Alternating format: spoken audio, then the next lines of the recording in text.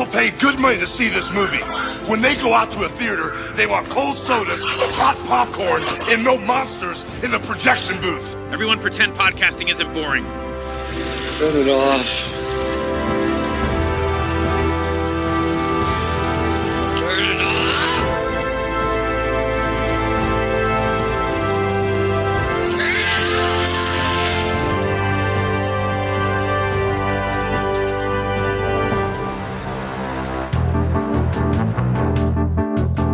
It's the Saturday Night Mystery Movie. My name is Inspector Ike, and I'm here to solve this mystery. Roll camera. When a star actor gets knocked off by his understudy, what does all this mean? What's happened to Chip? It's up to New York City's greatest police detective to crack the case. All right. Who did it? You do it? No.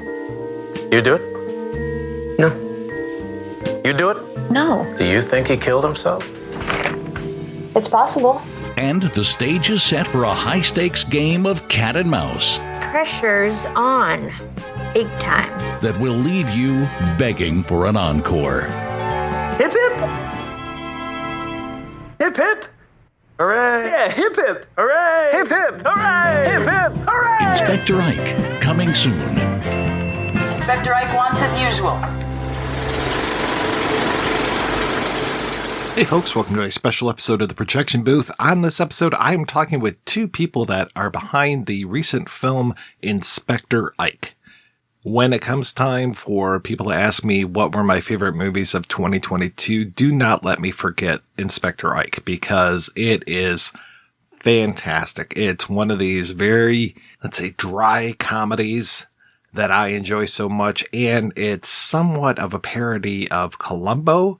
So two things that go great together.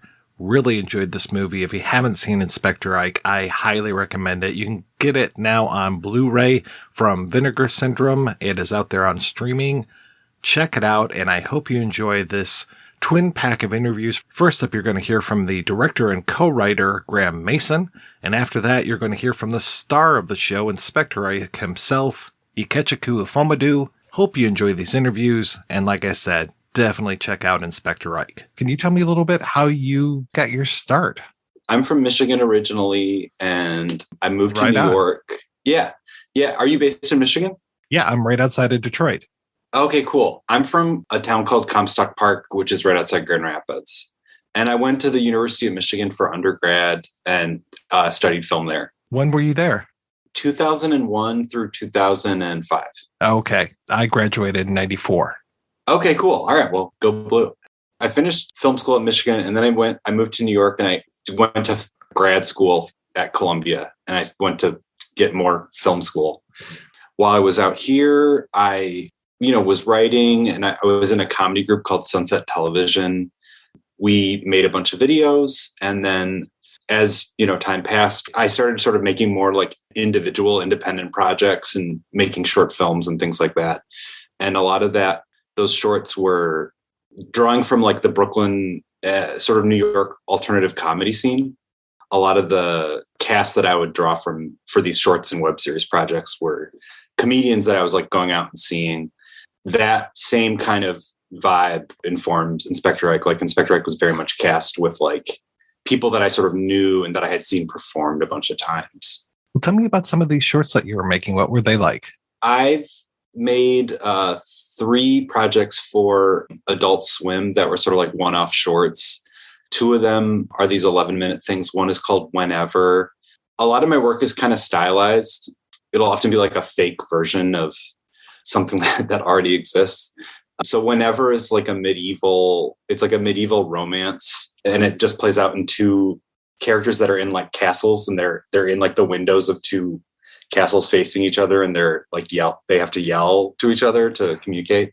In the pandemic, I did a short. This was actually after we did Inspector Ike. I did a short called Starhawks that's like about a team of fighter pilots, and it's all the characters are like flying in these tiny miniature fighter jets.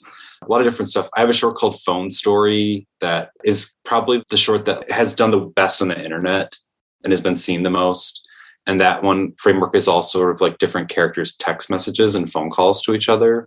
And it's filmed in this very like minimal way.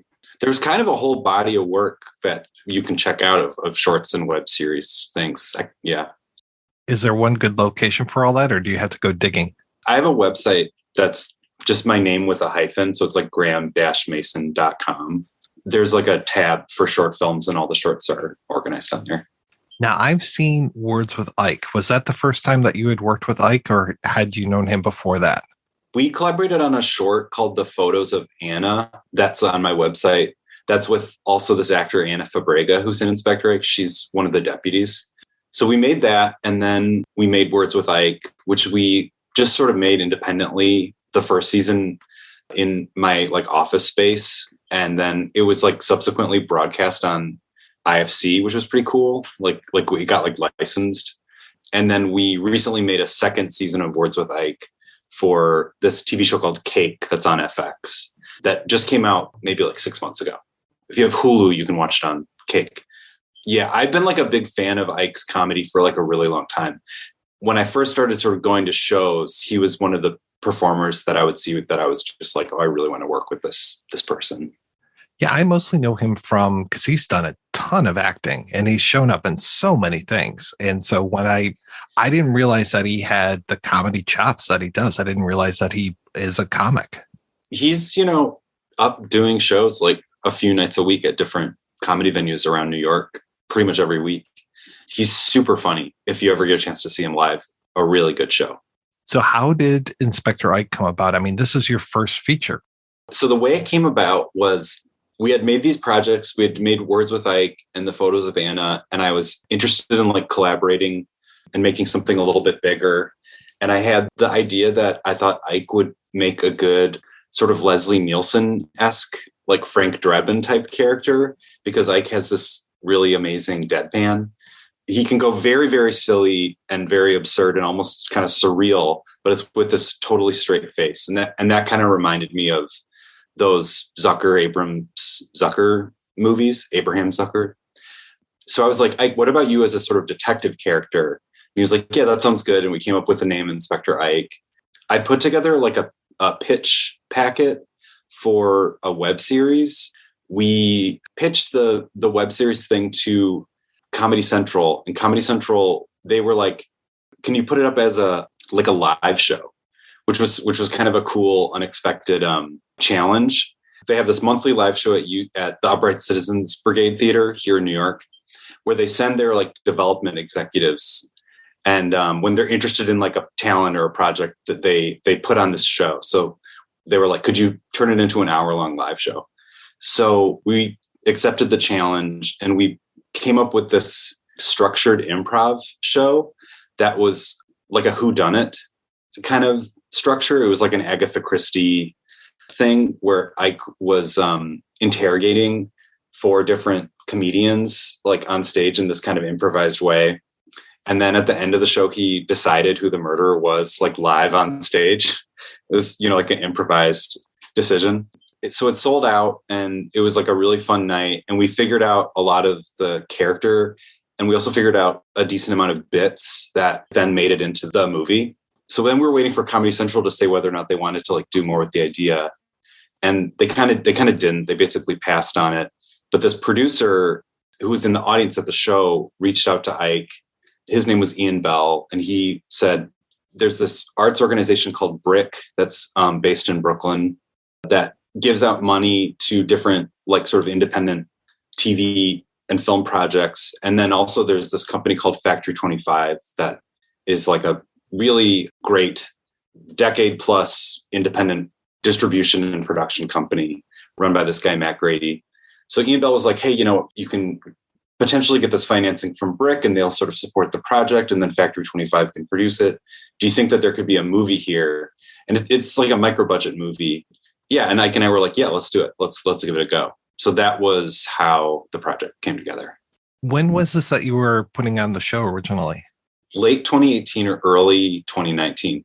We actually filmed the movie in 2019, like pre-pandemic. And then it's just taken a really long time to come out. How did the writing of it go? We had kind of figured out the character, which was based around taking Ike's comedic persona that he does in different shows, like the comedic persona that's in that Words with Ike web series in our mind, that's like the same character that's acting in Inspector Ike, if that makes any sense. So we talked a lot about the character. We would just like meet up like a diner or a coffee shop and talk through bits and talk through story stuff. And I'd take notes. I was kind of more the person going and sitting down in front of Final Draft and like writing stuff and laying out the script in Final Draft. But we were sort of like always in communication, and the sort of like genesis of the project and sort of central component of the character was like kind of written in this live show. And then the other thing that was very important to the writing of the script was I was trying to figure out what the movie should be. Ike and I were talking, and he was like, have you ever watched Columbo? Because there's this interesting thing that Columbo does where instead of a whodunit, which is what we had done in the live show, it's a howcatchem, where you like know who the killer is the whole time. Then it's this cat and mouse game of like, how's the detective going to catch the criminal? Like, how is the criminal going to slip up? I was like aware of Columbo from my childhood, but I hadn't really watched it with like a critical eye as an adult. And I put one on. I was really surprised by the running time. Like I kind of assumed that it was an hour-long show. And then I was like, oh, it's a movie.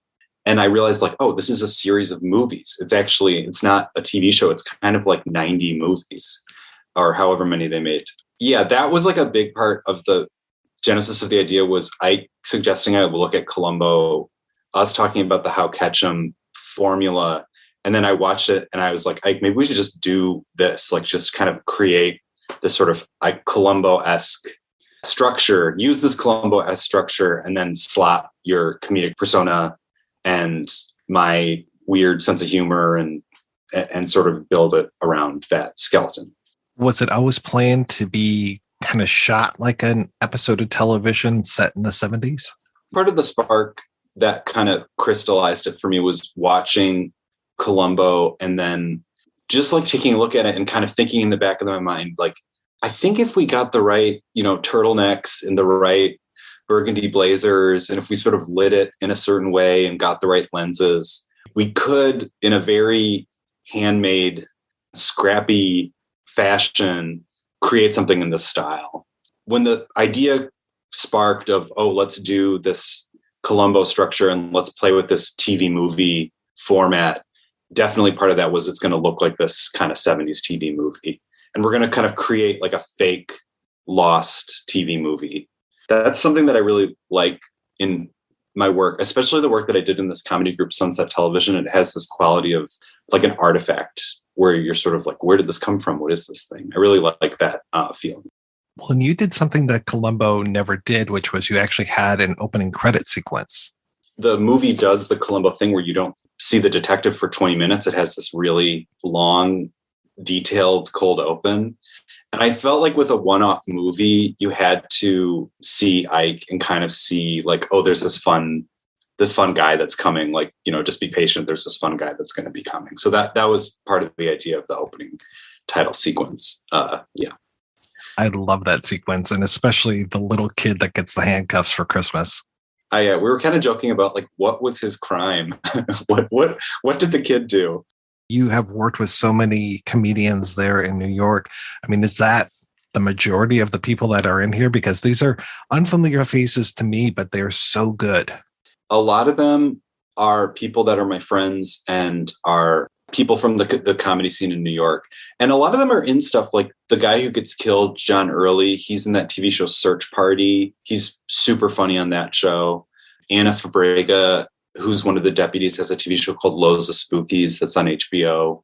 The head of the theater company, Aparna Nancherla, she's in like BoJack Horseman and a lot of stuff. It's kind of like this troupe of really funny, really amazing character actors and comedians that I'm super big fans of. Yeah.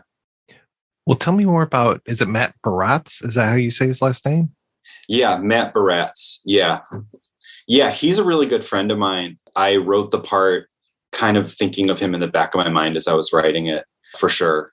Yeah, I mean, we've collaborated on a lot of projects. We have this project called Reveries that there's 2 installments of that I work on with Matt and this other comedian, Anthony Oberbeck, who actually plays the other deputy in the movie, the kind of dopey mustache deputy. we call them comedy tone poems, and they're sort of like comedy albums, but there's like a visual that you can watch. So Matt's just kind of a really good friend of mine who's a great performer. He is from Idaho, and he kind of trained in Chicago. And a lot of the people that I was seeing in New York when I was kind of like discovering this extremely vital comedy scene were people that moved from Chicago that were part of a theater called the Annoyance Theater that you can read about. Yeah, it's kind of like a whole generation of comedic performers. A lot of them are in a lot of stuff now. And Matt and Anthony were both a part of that scene, I guess, the Annoyance Theater scene. Yeah. Matt definitely can play unhinged so well. He's such a good actor. I love his performance, and it's a really big performance. Like everybody in the movie is kind of doing like a deadpan. They're playing it fairly straight, and he's just cranked up, in this way that I think has a kind of Jim Carrey-esque or like Will Forte kind of quality. There's like an intensity to it that I really, really like. Yeah. When the more cranked up he gets, the more calm Ike seems. Yeah, totally. Their dynamic is so good. Ike is just like such a cool, confident character. And yeah, Matt can just go wild. He can go pretty unhinged. Yeah. Well, tell me about the shooting of the film. What was that like for you? It was really a crazy shoot. We had a very low budget.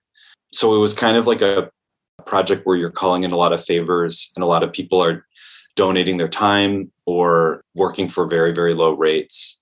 It was very compressed, and we actually only shot it in 10 days. It was a 10-day shoot. It was about a 90-page script. So that meant that we were doing like on an average of 9 pages a day, which is absolutely nuts. Yeah. So it was this crazy sprint. I honestly don't know how we pulled it off. It kind of feels like it was like a heist or something, like a bank, like executing like a bank heist. I think the way that we pulled it off was the department heads, like the creative leads, did amazing jobs and did a ton of prep, like the production designer, the costume designer, the cinematographer. Everyone was just really, really like bringing their A game. And for a lot of the department heads, it was their first feature as well. So I think there was this kind of collective spirit of like, let's really try to do a good job. The actors were just incredibly well prepared and like really had a strong sense of like what they wanted to do and how they wanted to do it and what they thought was funny. But yeah, so the movie didn't have a lot of coverage. Like every single shot that's in the movie, it's not like there's like a third angle that I'm not using in the scene. It's like, that's it, and a lot of the scenes are covered just in maybe 2 camera angles.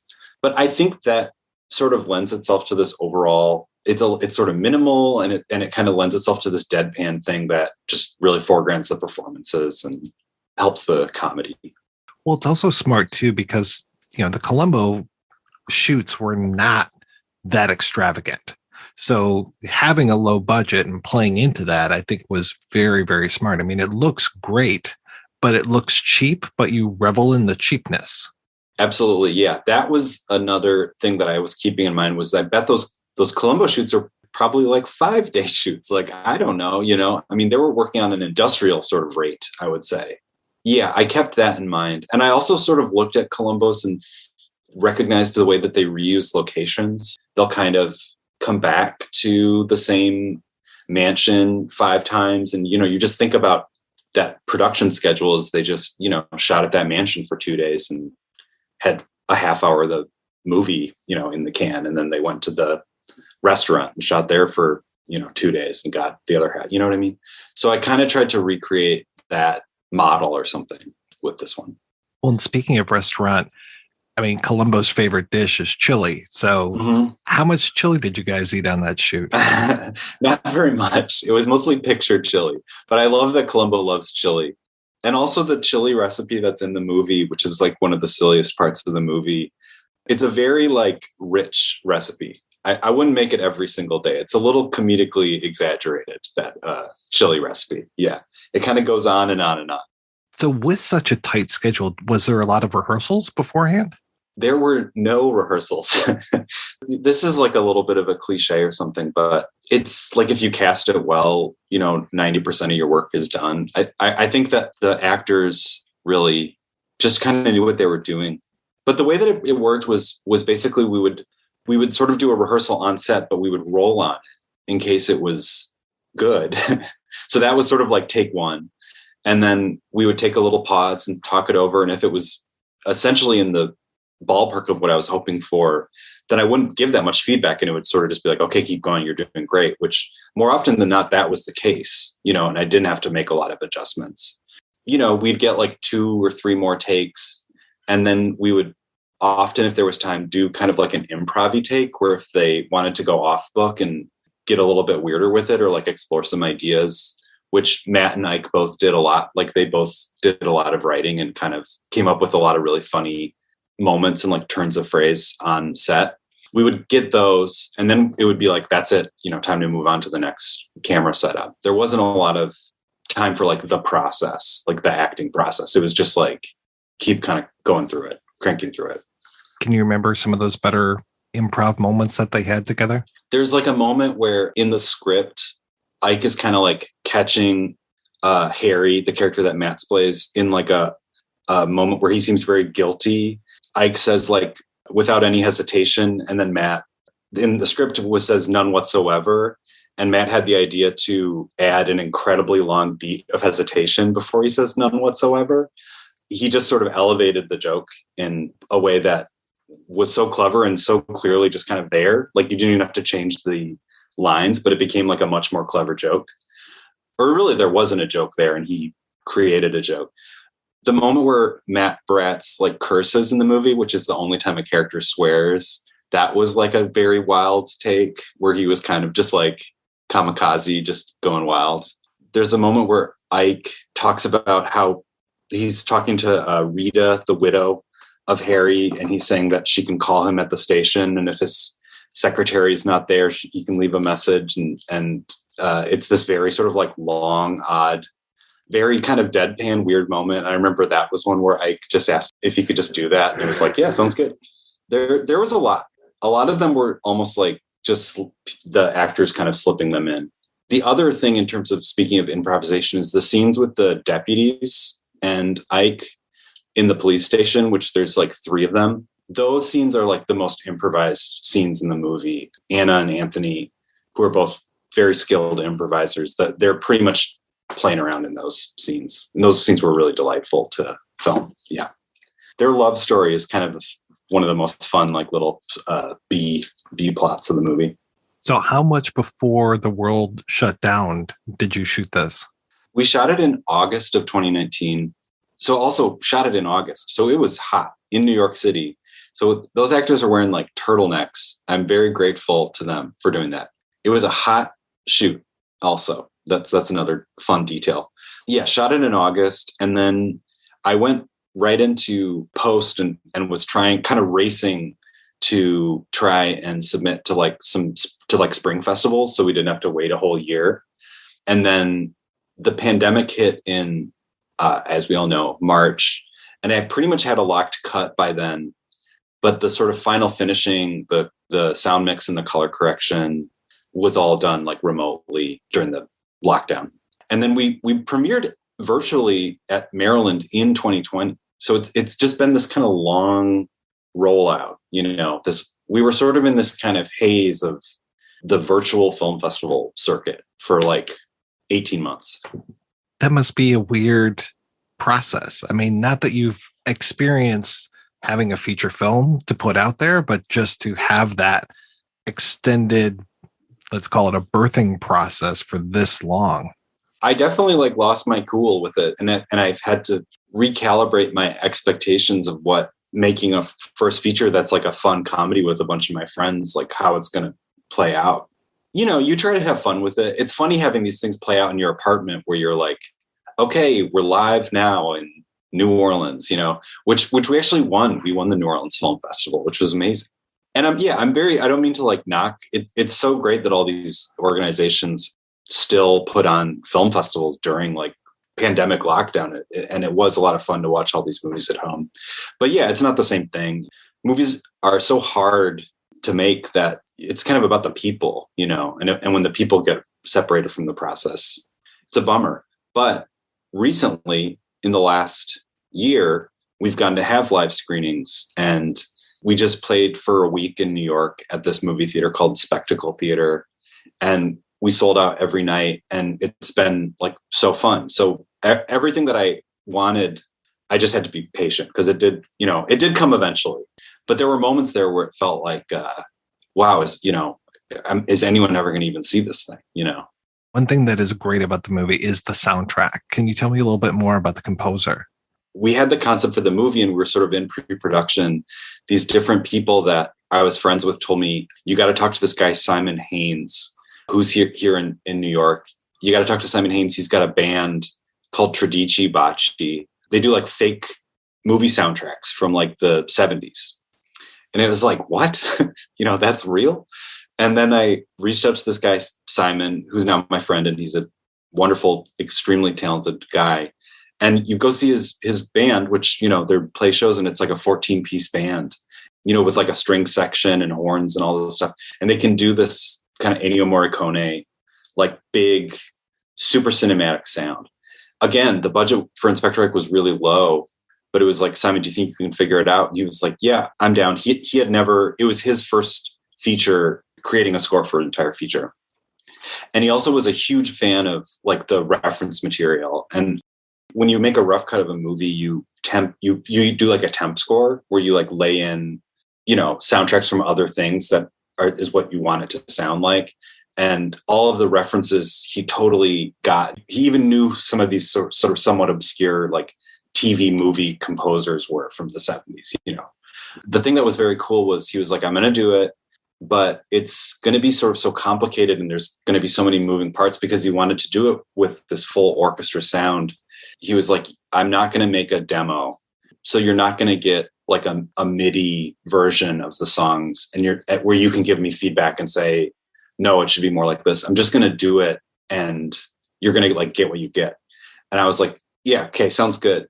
I was game. So the recording sessions were like multi-tracked, and I hung out for the whole recording session. I just got to see all the songs for the movie just sort of like grow, before me. So it would be like, here's the string section. And then it'd be like, wow, that sounds really good. And then the string section goes home, and then it's like, here's the harp player. And then it's like, oh, there's a harp player. It was really like an absolutely delightful thing.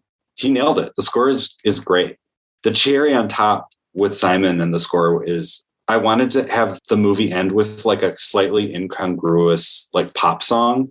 That was just an idea that I had, that I thought it'd be kind of funny if after all this orchestra kind of cinematic song stuff, the movie ended with like a pop song. We were trying to figure out how to like license an old, song.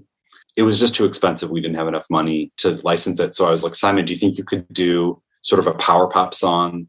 And he was like, yeah, I can do it. And this was during the lockdown. And he was staying with his parents at the time, who are both musicians. So he did the song that's at the end is something that he recorded in lockdown, and his dad plays drums on the song, and his mom sang backup vocals. Yeah, I just think it's like so cute. It's like too cute. Definitely look up Tradici Bocci though. It's a very cool band. Is there going to be a soundtrack available? There's a little bit more like mastering, I think, that they want to do before they put it out. But at the very least, we'll put it out digitally. I don't know if there'll be a physical copy, but yeah, we'll get it on like those streamers. So with this long process that you've been undergoing, I know that you've created a few other shorts in the meantime, but where's the movie at as far as like, is it going to continue to play theatrically, have a slow rollout across the country? Are there still festivals in your future? What does that hold for Inspector Ike? Because we had the virtual film festival circuit, it's not very visible. Like not very many people know about it. We just didn't have the press coverage that comes, I think, with in-person normal film festivals. Because of that, it's been kind of hard to like book the movie in a lot of theaters. It's sort of the former of what you said. It's like we're right now we're just trying to screen it live at as many places that will take it, to hopefully gradually kind of draw more interest and more like awareness around the movie. And then at some point, like in late spring, I imagine it'll come out on streaming services, and that's how most people will see it.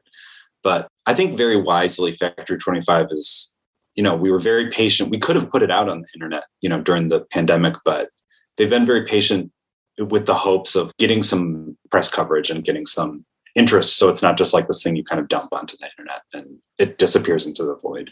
And it's kind of working. You know, we got a review in the New York Times, which was like kind of crazy considering, because it's a bit of an underdog. Like the movie's kind of an underdog thing. So as you're putting the film together, you know, you're talking about the soundtrack, you know, you've already probably done a lot of the editing, if not final picture lock on things. Are you able to get feedback from people? How are you kind of tweaking it at that point? Or is there much tweaking at all? When we were in that final finishing, the final finishing that was happening during the lockdown, that it was basically locked. And it's just about like, you're just doing phone calls and sending texts to the sound mixer and the colorist and sort of saying, hey, could you have it be a little more like this? And then the producer chimes in, or with color, the DP gives, you know, feedback and does a call. So that can all happen remotely.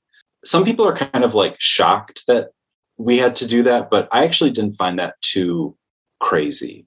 I mean, I've had the experience of working on a project where you go to like a formal color house and you kind of sit in this like screening space and you can kind of do it in real time. But that's like a very like luxurious thing to have happen. And for the most part, almost all of my projects is like a colorist is very kindly giving like a discounted rate and they're doing it on their own time. And that's fine. So I'm sort of used to it.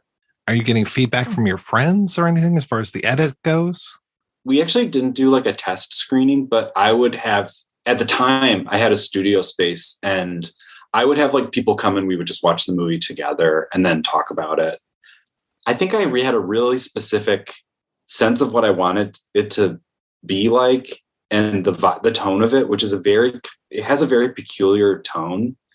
And I don't know how much testing would have necessarily helped. I might be completely wrong, but it's like a very quirky thing. And I don't know if we needed to like do too much testing. That's the other thing, is that there weren't a lot of options. Like it wasn't a movie where there was like the bandwidth or the space to like radically restructure, you know, it kind of was what it was. And it was about sort of honing in on this tone. And you're not doing $100 million worth of reshoots. There were no reshoots. Yeah. We had no reshoots. So when is the first time that you actually get to see the movie with a full audience?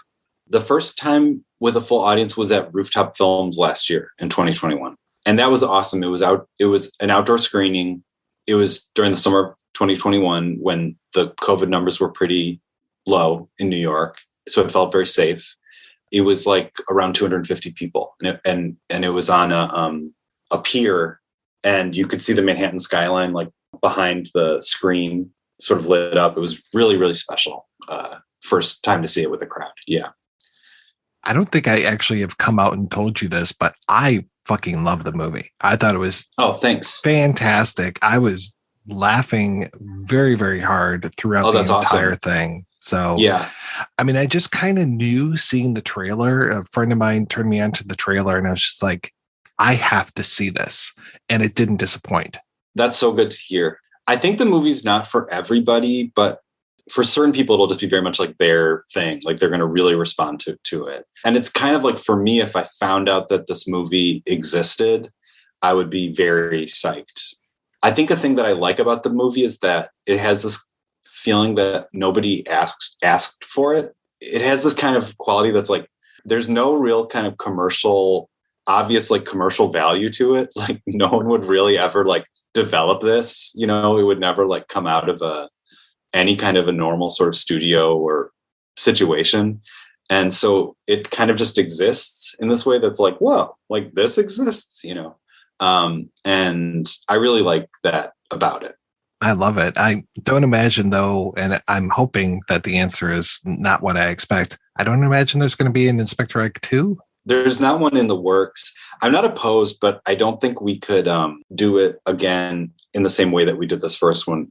It's sort of like you can't pull the same heist twice or something. It would not work if we tried to do it again. But if there's, you know, someone out there who wants to help do more, I'm definitely would be very into it.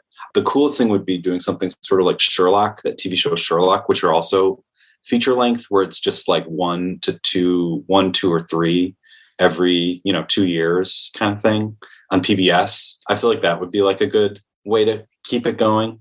But it's a tall order.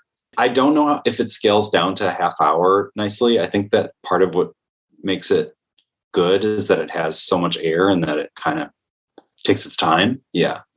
So what are you working on now? I produced a low budget feature called Dad and Stepdad, which actually I think I'm wearing the hat. Yes, you are. Yeah, I'm wearing the hat. Yeah. So I produced a feature called Dad and Stepdad that's with some of the people that are in Inspector Ike, including Anthony Oberbeck and this comedian Colin Burgess. And it's directed by this filmmaker named Tynan DeLong. I'm really excited about that. We're finishing post right now and we're waiting to hear back from festivals. It's a comedy about dad and a stepdad going on like a weekend trip with their son. And it's like a sort of awkward comedy. It's really funny. I also have a new script that I wrote that I'm excited about. And I have producers that want to help make it. And we're trying to get the money. And we haven't gotten it yet, but I have not given up hope. Yeah, I've been producing since we made the movie. I've kind of learned more about producing. Yeah, I don't know what the big project is going to be this year. Well, Graham, thank you so much for your time. And thank you so much for making Inspector Ike. Oh, thanks. I'm really glad you like it. Oh, yeah. I will sing about this one from the tallest trees because it is so fantastic. I think I can reveal this. I don't think I'll be in trouble. One thing that's cool in terms of the release is we're going to release a Blu-ray and it through Vinegar Syndrome. Are you a fan of that? Oh, yeah. Love that label. So they're going to put out a Blu-ray of the movie later this year. So I'm psyched about that. Yeah. I will be pre-ordering. Okay, cool. That's great. Thanks so much.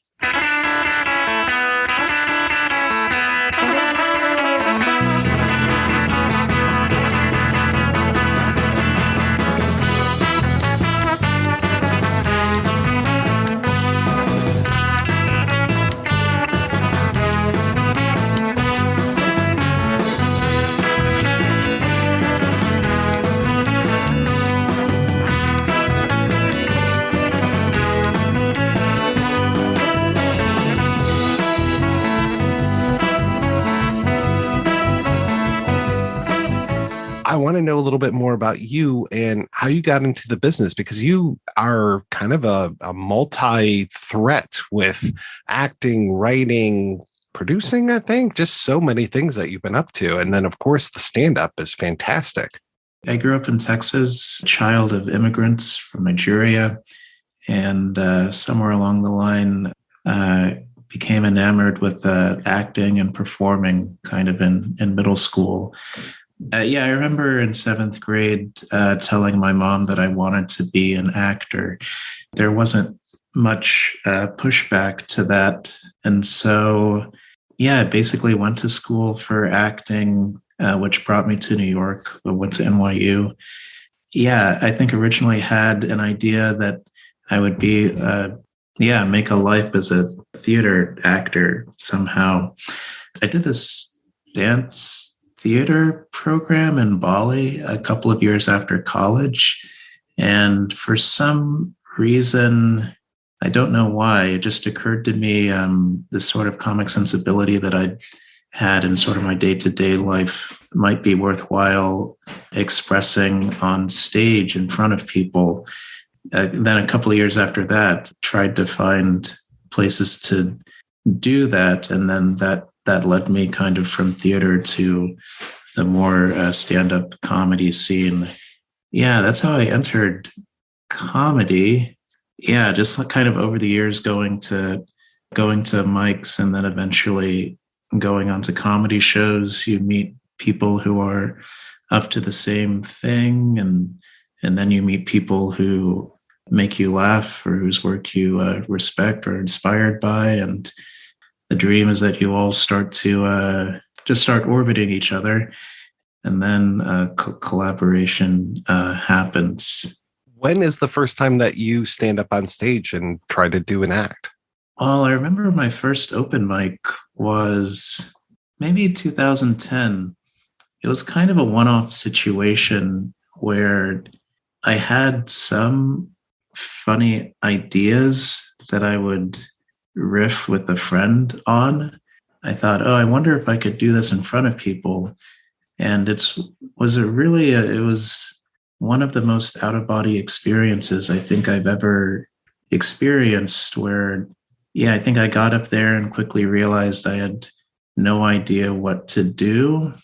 And it was strange because, yeah, I had been doing like theater and had been doing theater for a while. But the experience of just standing up on stage alone with other people looking at you just made me, it just felt like an out-of-body experience and had no idea what I was doing.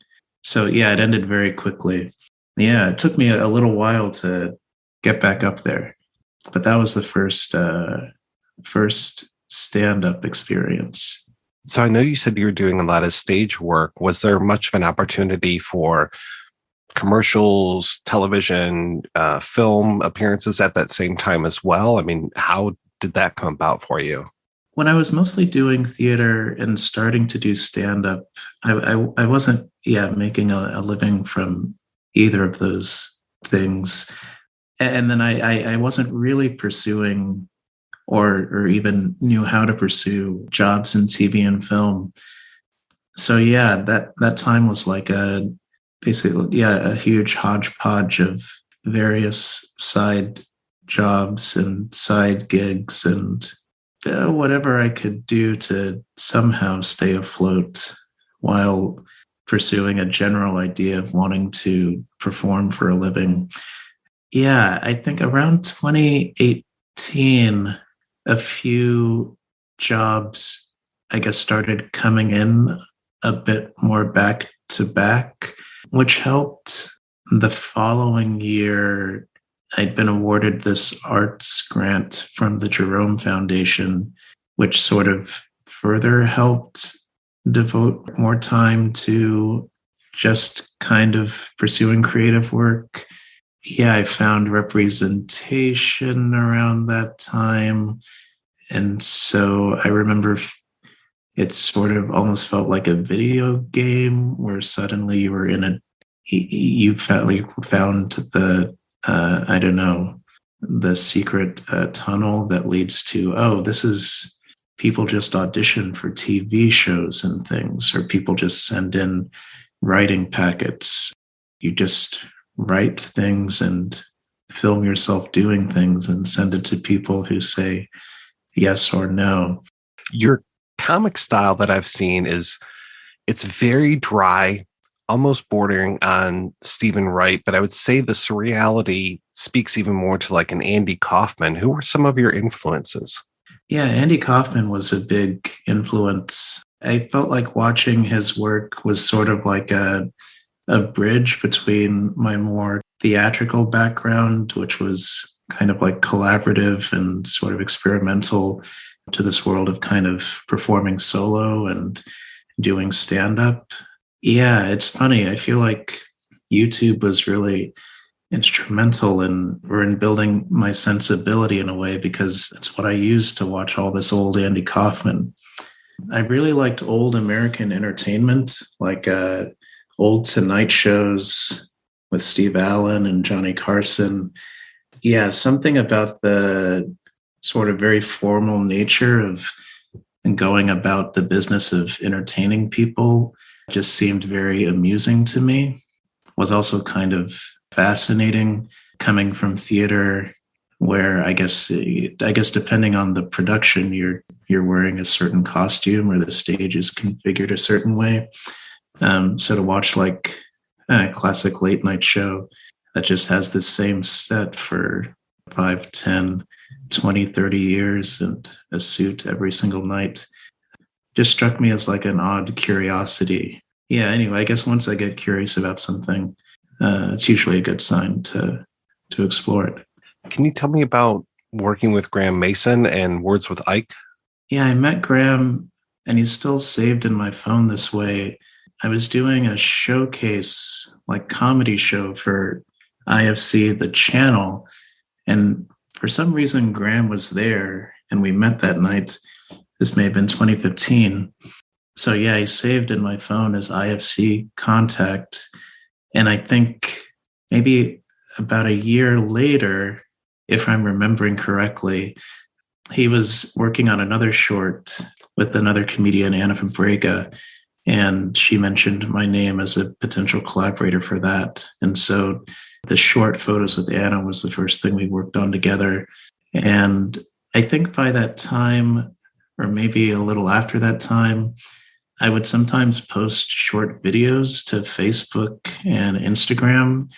I think usually trying to invite people to shows that I was doing, but we're kind of done in this direct-to-camera, a little Mr. Rogers-esque, a little avuncular in tone. Anyway, I'd been making these short videos, and I think Graham saw them and approached me with this idea of, what if I think at first he suggested possibly doing like little short videos for Advent, if I'm remembering correctly, which Advent, if I'm remembering correctly, is the period before Christmas. Doing like a short little Advent video. And then, somewhere along the line, the idea of words came up, making like a little short video focusing on a word, which sounded like a lot of fun and sort of, I guess in my stand-up at the time and to this day, I guess there can be a tendency to find a topic or a word or phrase or idea and just kind of play around with it like it's a toy. Words with Ike felt like that would be fun to do and relatively simple to pull off. That's sort of how that got started. Yeah, there's one where you are investigating a word that has a silent N at the end, I believe, and you take on the moniker of Detective Ike. And I was curious if that's where Inspector Ike came from. No, I'm so glad you caught that, though. I mean, maybe in our collective subconscious, it was bubbling, and maybe it bubbled up from there. But the idea for Inspector Ike came, this was in 2018 as well. I think Graham was pretty well versed in like detective novels and had reached out to me with this idea of perhaps having like an Agatha Christie type murder mystery series of shorts called Inspector Ike, where each short I would interrogate a suspect, and then it would conclude with figuring out who done it. I think it was sometime while we were working on Inspector Ike, I went back to watch Words with Ike and saw that episode you mentioned, the word limb. I've always thought to myself, if only we said Inspector Ike in that short.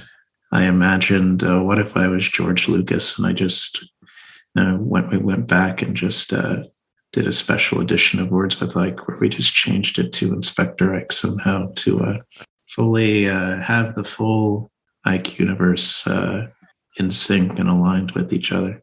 Well, this wasn't your first feature, but this is definitely the first time where you were the titular character, I believe.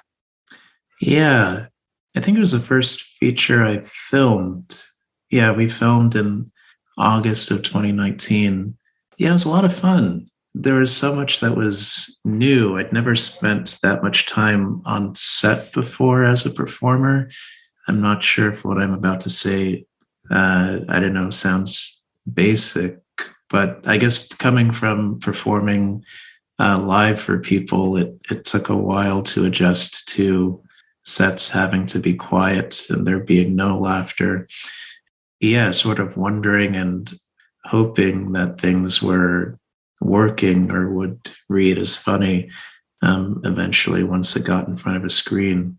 I never really thought about that you've had live feedback for so much of your work and not to have that there. I think I'm a little more used to it now, but at first it was I would constantly forget that people were not allowed or could not respond in the moment and would kind of, wonder, is this working? It was interesting. What was the writing process like? I guess very conversational from my end. think Graham has a pretty strong like film and TV background, had like a greater sense of sort of like overall structure.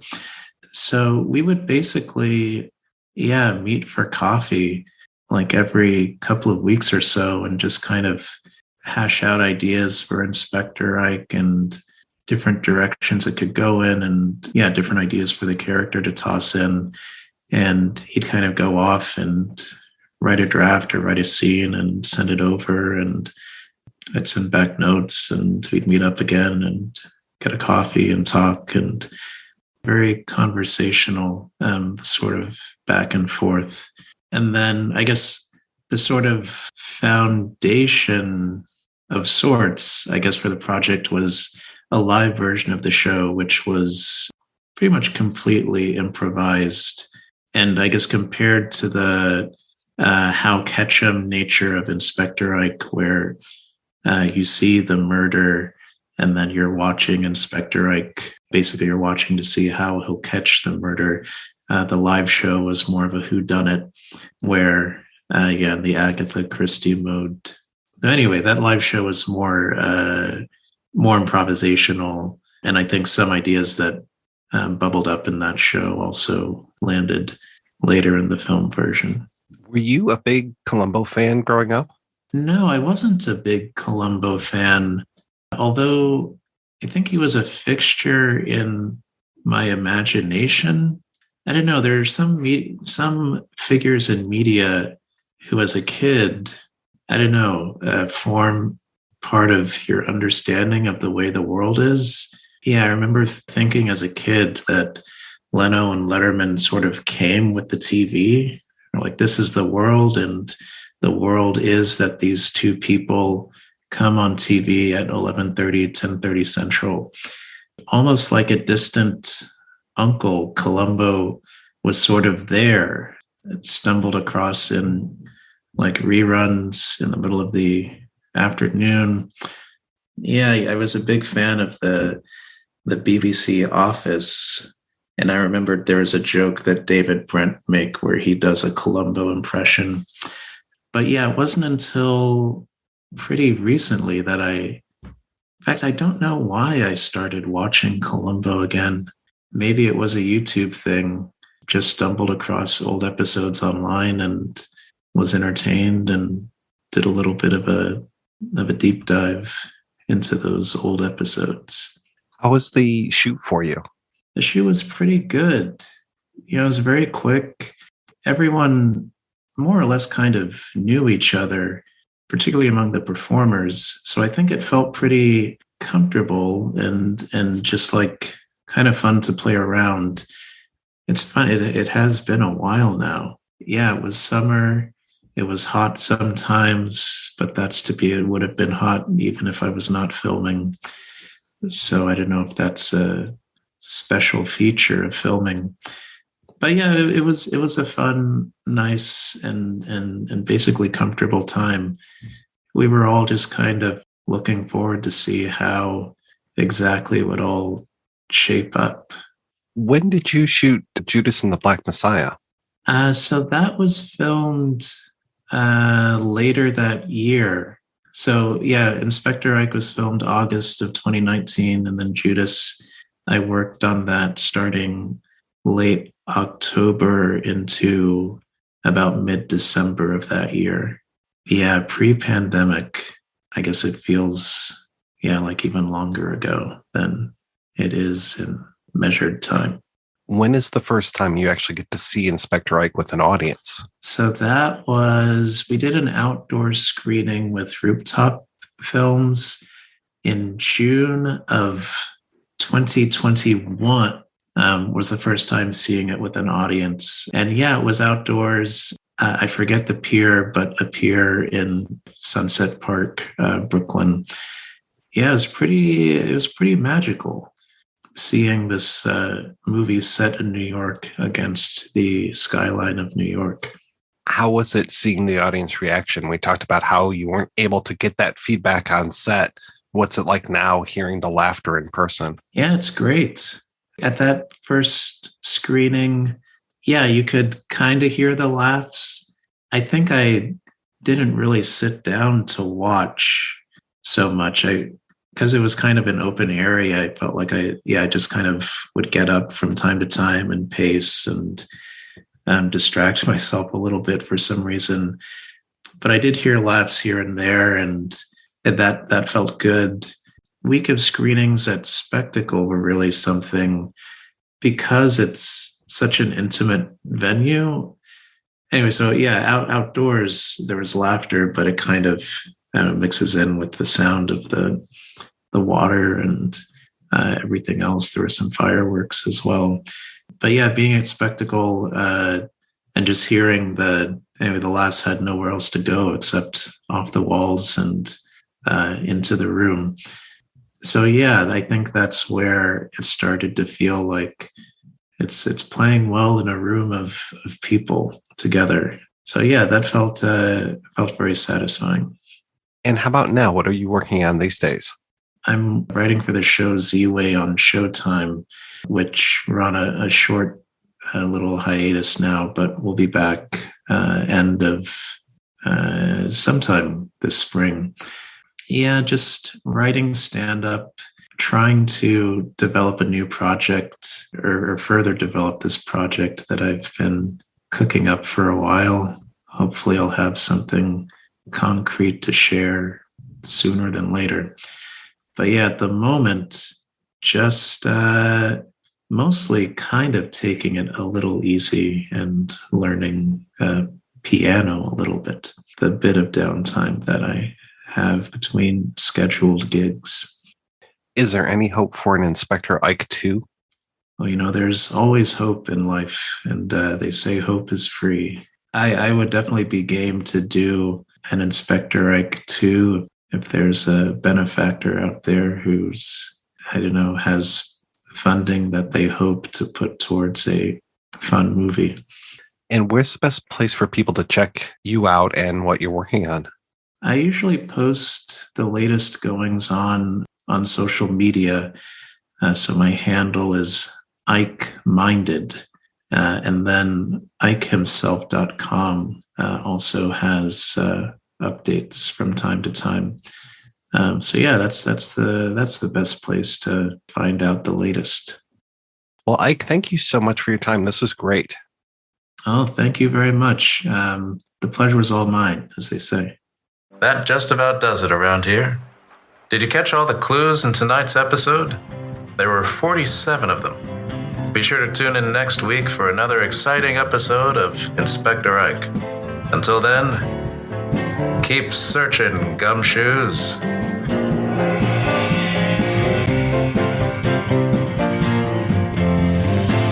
I know you're looking out for something special. You'll find it before too long. You feel it cooking when you look out to the west. You know the feeling can never be wrong. It's just a matter of intuition. You've got to separate fact from fiction. Well, I hope you have fun. You're my sweetest number one. See you next Saturday night.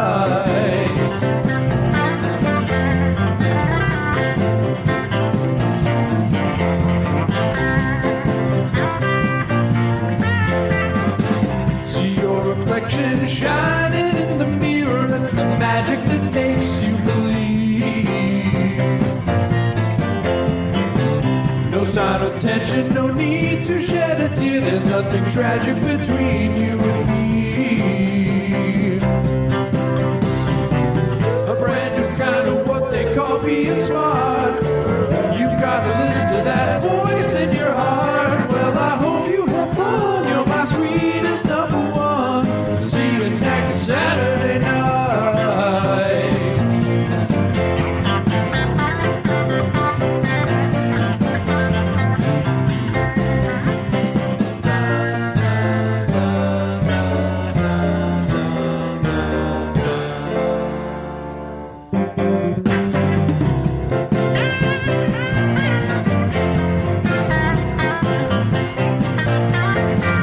I got this feeling, I don't know what to call it, but I promise you that it's real.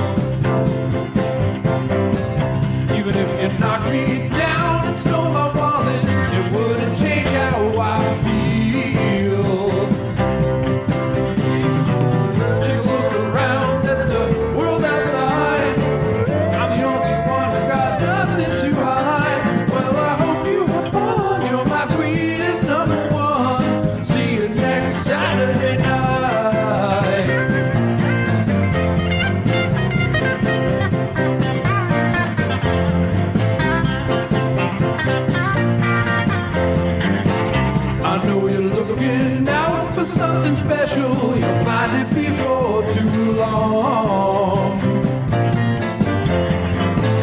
You feel it cooking when you look out to the west. You know the feeling can never be wrong.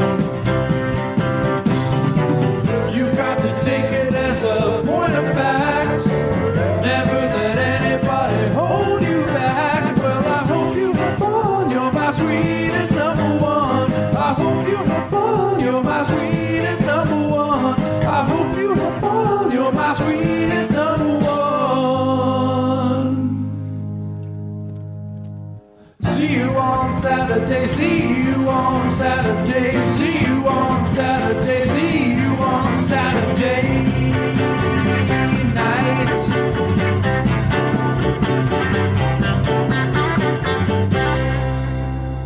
Case closed. Stick around. An all-new episode of Inspector Mike is up next.